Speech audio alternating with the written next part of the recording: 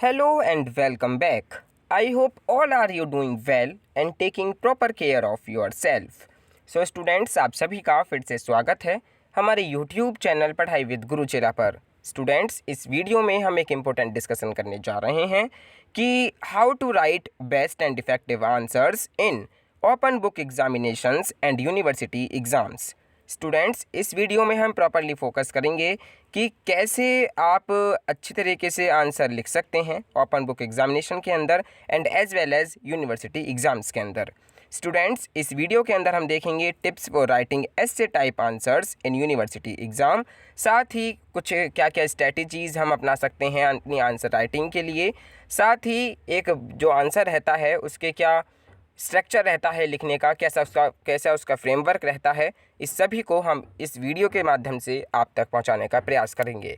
सो आप बने रहिए इस वीडियो के साथ एंड समझिए कि कैसे आप अच्छे तरीके से आंसर लिख सकते हैं ओपन बुक एग्जामिनेशंस के अंदर and as well as university examinations के अंदर, एंड कैसे आप अचीव कर सकते हैं स्कोरिंग मार्क्स। सो स्टूडेंट्स, अगर आपको ये वीडियो पसंद आती है या थोड़ी बहुत भी आपके लिए हेल्पफुल होती है तो प्लीज़ वीडियो को लाइक एंड शेयर ज़रूर करें एंड हमारे यूट्यूब चैनल पढ़ाई विद गुरुचेला को नोटिफिकेशन बेल आइकन के साथ सब्सक्राइब कर दें, जिससे आपको आने वाली वीडियोज़ की नोटिफिकेशंस मिलती रहे, आपसे कोई भी कॉन्सेप्ट, कोई भी टॉपिक, कोई भी वीडियो मिस ना हो। अगर आपकी कुछ क्वेरीज़ हैं, कुछ आपके सजेशंस हैं तो आप कमेंट बॉक्स के थ्रू दे सकते हैं। आपको ये वीडियो कैसी लगी, आप अपना फीडबैक कमेंट बॉक्स के थ्रू दे सकते हैं। सो देखिए स्टूडेंट्स, चाहे एग्जामिनेशंस आपके ऑफलाइन हो या फिर ऑनलाइन हो, दोनों में ही आपको आंसर जो है क्वेश्चन का वो लिखना ही होता है, ठीक है। So it is important to write answer to the question. It is more important to know you write answer to the question. First of all, you write introduction of the answer, because without giving introduction you will not start a answer. And after introduction you write body structure of the answer. It means what are the different important points which are required in an answer. You have to deal with those important points in different paragraphs. And at last, third thing is you have to critically analyze the answer and you have to give sufficient facts, and at the same time you conclude the answer. It means you give critical evaluation or more precisely your conclusion to get good marks in examinations.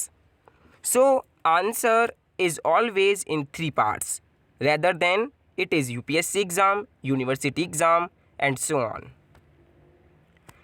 देखिए students, जो भी हम answer लिखते हैं उसका एक framework होता है, उसका एक ढांचा होता है, ठीक है। सबसे पहला जो टिप है आंसर राइटिंग की, ठीक है, कि आप कैसे आंसर अच्छी तरह लिख सकते हैं, कैसे स्टार्टिंग कर सकते हैं अपने आंसर की। आप सबसे पहले स्टार्ट करिए किसी भी आंसर को उसके इंट्रोडक्टरी पार्ट से। यानी कि जैसे कि सपोज़ कीजिए आपके लिए आंसर एक क्वेश्चन पूछा गया IR के अंदर कि write an essay on eurocentrism in IR, ठीक है। तो देखिए, आप इस क्वेश्चन को सबसे पहले एनालाइज करने का प्रयास कीजिए कि इसमें आखिरकार पूछा क्या गया है, ठीक है। देन आप आंसर की फ्रेमवर्क तैयार कीजिए एंड उसको लिखिए। तो देखिए, जैसे क्वेश्चन है कि write an essay on eurocentrism in IR। देखिए, इसमें मेन फोकस्ड जो थिंग है वो ये है कि यूरोसेंट्रिज्म इन IR। देखिए, आप इसको स्टार्ट कीजिए इस प्रकार कि इंट्रोडक्शन जो हो आपका वो 20% of the total words in answer. Introduction part से आप इसकी स्टार्टिंग कीजिए, ठीक है। इसके बारे में कुछ इंट्रोड्यूस करिए आप, जैसे कि इंट्रोडक्शन में आप लिख सकते हैं कि इंट्रोडक्शन द टॉपिक, ठीक है। जो टॉपिक है उसका आप उसको आप इंट्रोड्यूस कीजिए अच्छे तरीके से। जैसे कि इसमें पूछा गया है कि यूरोसेंट्रिज्म इन IR। यूरोसेंट्रिज्म, आप इसके मीनिंग को and how it is liked to ethnocentrism आप इसको एक्सप्लेन कीजिए। Then establish the linkages between Eurocentrism and IR, क्या लिंकेज है इथेनोसेंट्रिज्म में एंड IR के अंदर। Then give a brief about the issue and examples of Eurocentrism in IR। फिर आप ब्रीफ अबाउट द इश्यू, जो उसके इश्यूज़ हैं, ठीक है, उसके जो एग्जांपल्स हैं वो आप उसके अंदर इंट्रोडक्शन पार्ट के अंदर एक्सप्लेन कीजिए, ऐड कीजिए। Then give hint of your view whether in recent years IR has overcome the challenge of Eurocentrism or not. Only hint, not full arguments. So इस प्रकार आप इंट्रोडक्टरी पार्ट को start कीजिए, ठीक है, किसी भी क्वेश्चन के आंसर राइटिंग के अंदर। देन आता है body part, that is 60 to 70% of the total words in answer, यानी कि इसमें आपका क्रक्स होता है एक तरीके से आंसर का, ठीक है, जिसमें कुछ फैक्ट बेस्ड जो पॉइंट होते हैं उनको आप डिस्कस करते हैं इसके अंदर। देखिए जो बॉडी पार्ट होता है किसी भी आंसर राइटिंग का, उसमें आप जो ऐड करते हैं वो होता है कि elaborate on the points made in the introduction, ठीक है, जो आपने इंट्रोडक्शन में जो पॉइंट्स आपने एक्सप्लेन करे हैं, जो पॉइंट्स आपने ऐड करे हैं, उनको आप इलेबोरेट करने का प्रयास कीजिए बॉडी पार्ट के अंदर। Then explain in brief the features and examples of Eurocentrism in IR, ठीक है, and its consequences and impact, जो यूरोसेंट्रिज्म के जो इम्पैक्ट हैं, जो कॉन्सिक्वेंसेज हैं, वो आप ब्रीफली एक्सप्लेन कीजिए इलेबोरेट तरीके से बॉडी पार्ट के अंदर, ठीक है। ये उसी का पार्ट चल रहा है जो हमने आपसे क्वेश्चन एग्जाम्पल के तौर पर दिया कि write an essay on eurocentrism in IR, ठीक है। देन आप एनालिसिस कीजिए एंड डिस्कशन कीजिए by giving the perspective of global south in international relations, try to highlight how IR has tried to overcome the challenge of Eurocentrism. And then next, provide your own view, that is crux of your answer. So this is the body part of the answer writing. And then at last, students जो होता है वो होता है आपका conclusion part, that is 10 to 20% of the total words in answer. इसमें देखिए आपको क्या करना है, summarize key points, जो भी आपने इंट्रोडक्शन में लिखा है, जो भी आपने बॉडी में लिखा है, ठीक है, वो आपको समराइज कर कर एक कंक्लूजन टाइप में लिखना है, ठीक है। State your final view and concluding remarks, जो भी आपके एनालिसिस हैं, ठीक है, जो भी आपके क्रिटिकल पॉइंट्स हैं, वो आप इसके अंदर एक्सप्लेन कीजिए, डिफाइन कीजिए, and state your final view, जो आपका फाइनल व्यू है, एंड जो आपका कंक्लूडिंग है, ठीक है, वो आप इसके अंदर ऐड कीजिए, वही आपका कंक्लूजन पार्ट होता है। सो इस प्रकार स्टूडेंट्स क्या कहते हैं, introduction, body part and conclusion part, इन तीनों ही पार्ट्स को मिलाकर आपका आंसर राइटिंग का जो फ्रेमवर्क है, जो ढांचा है, वो तैयार होता है, एंड आप इसी प्रकार अपने आंसर राइटिंग लिख सकते हैं। किसी भी आंसर को लिखने का ये बेस्ट तरीका होता है कि आप उसके इंट्रोडक्शन पार्ट से स्टार्टिंग करें and at last body conclusion के साथ आप उसको एंड करें। सो देखिए, introduction is where you should focus most. Why? Because examiner read first few lines of introduction carefully. It is here he is putting you in a bracket or grade for marking. Then at last, conclusion is basically introduction in other words. Both give an overview, summary of the theme, explain a bit about the question asked and give very brief of their final argument. Differences is in wording.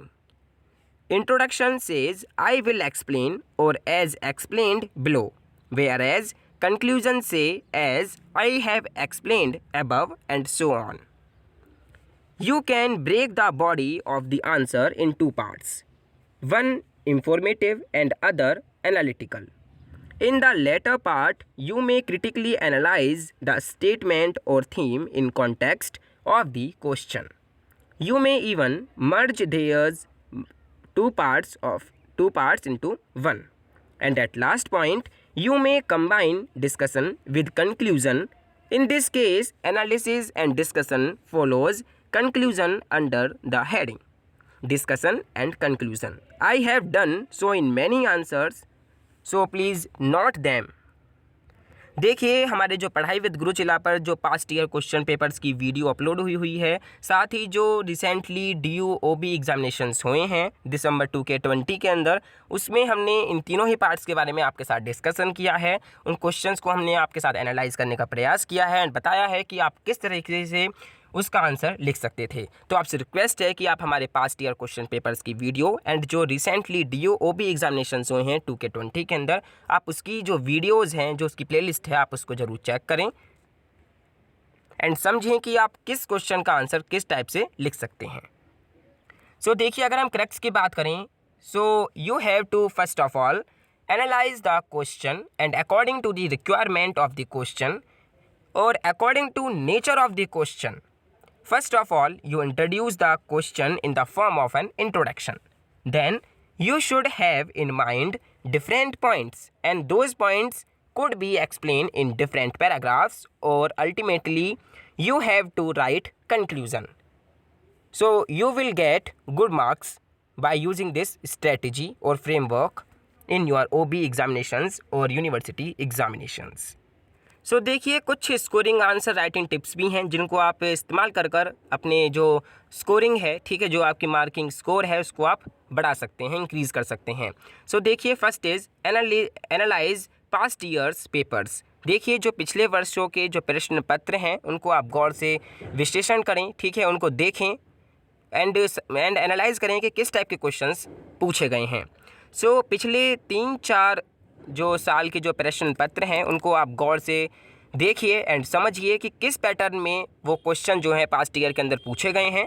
साथ ही जो repeated questions हैं जो बार बार पूछे गए हैं, ऐसे जो topic हैं उनको आप चुनें, ठीक है. जैसे कि अगर आप 4 या 5 साल पुराने पास्ट ईयर क्वेश्चन पेपर्स को एनालाइज करने का प्रयास करते हैं तो आपको कुछ ना कुछ ऐसे 5-6 टॉपिक्स तो आपको मिल जाएंगे जो रिपीटेडली हो रहे हैं, जिनमें से हर बार क्वेश्चन जो है आपसे पुटअप करा जा रहा है यूनिवर्सिटी एग्जाम्स के अंदर.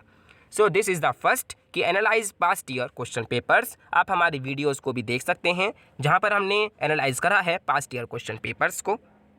Then second is make intelligent guess. यानी कि देखिए पिछले 3-4 वर्षों के जो पास्ट ईयर क्वेश्चन पेपर्स हैं आप उनको गौर से एनालाइज करने का प्रयास करते हैं तो आप आने वाले जो क्वेश्चंस का अनुमान लगा सकते हैं, ठीक है. तो समझदारी और विश्वास से आप गैस कीजिए कि किस टाइप के क्वेश्चंस इस बार पूछा जा सकता है, ठीक है. जैसे कि 2018 में जो क्वेश्चन पूछा गया है एंड देन 2021 में किस टाइप का क्वेश्चन पूछा जा सकता है.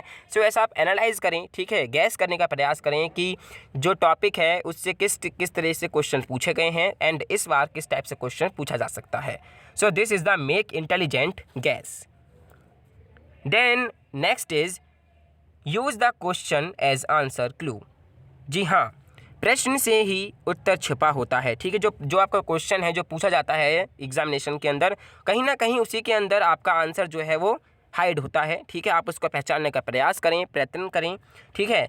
ध्यान से प्रश्न को कम से कम 3 बार तो ज़रूर पढ़ें, ठीक है. मैक्सिमम टाइम 3 है, ठीक है. यानी कि 3 टाइम्स आपको कम से कम क्वेश्चन जो है वो एनालाइज करना है अपनी माइंड के अंदर, उसको स्टडी करना है, ठीक है.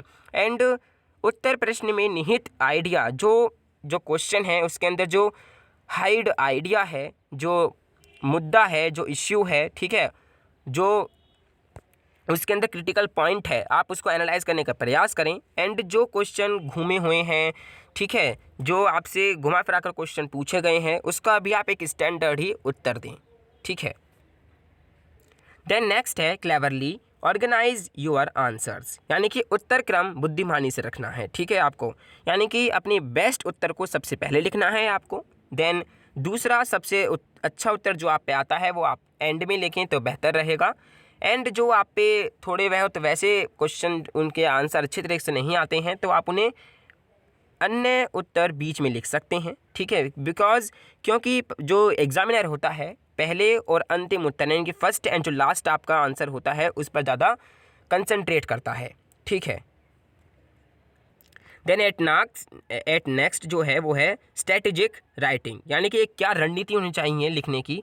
सो देखिए कितना लिखें, कोई नियम नहीं है इसका, ठीक है. आप 800 से 1200 शब्द में लिख सकते हैं, 700 से 1500 शब्द में लिख सकते हैं, जितना भी आपका मन करे आप उतना लिख सकते हैं. लेकिन हाँ, बस आप ये ध्यान में रखें जो आपसे पूछा गया है क्वेश्चन आप उसका प्रॉपरली अच्छी तरह से उसका आंसर जो है वो अंडरस्टैंड करते हुए लिखें, ठीक है.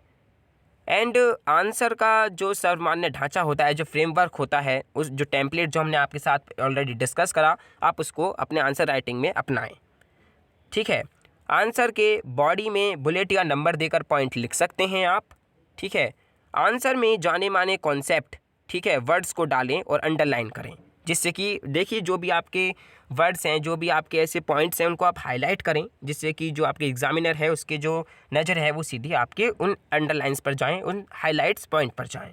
सो इस प्रकार कुछ लिखने की जो स्ट्रेटजीज़ हैं आप अपना सकते हैं अपने एग्जामिनेशंस के अंदर एंड स्कोर कर सकते हैं एक best marks. So students, I hope आपको ये वीडियो थोड़ी यूज़फुल लगी होगी, हेल्पफुल लगी होगी. अगर लगी है तो प्लीज़ वीडियो को लाइक एंड शेयर करना ना भूलें. एंड आप अगर हमारे यूट्यूब चैनल पर नए हैं तो प्लीज़ बेल आइकन प्रेस कर और चैनल को सब्सक्राइब करना भी ना भूलें। एंड हमारे यूट्यूब चैनल पढ़ाई विद गुरु चेला को शेयर करें ज़्यादा से ज़्यादा, ठीक है। एंड ये वीडियो है जो कि स्ट्रेटेजिक है एग्जामिनेशंस के लिए। आप इस वीडियो को अपने नियर एंड डियर वंस को जरूर शेयर करें। एंड आप हमारे टेलीग्राम चैनल से भी ज़रूर जुड़ें, जिसका लिंक हमने डिस्क्रिप्शन बॉक्स के अंदर दे दिया है। आप सिंपली क्लिक कर हमारे टेलीग्राम चैनल से भी जुड़ सकते हैं, उसको सब्सक्राइब कर सकते हैं। एंड अपनी फीडबैक ज़रूर दें कि आप ज़रूर बताएं कि आपको ये वीडियो कैसी लगी, हेल्पफुल लगी, या फिर आप ये बता सकते हैं कि इसमें क्या क्या सजेशंस आप दे सकते थे, ठीक है। जो भी आपके टिप्स हैं उनको आप कमेंट बॉक्स के थ्रू दे सकते हैं, जिससे और लोगों की भी हेल्प हो। So students, thank you for watching this video. Stay home, stay safe, stay endorse.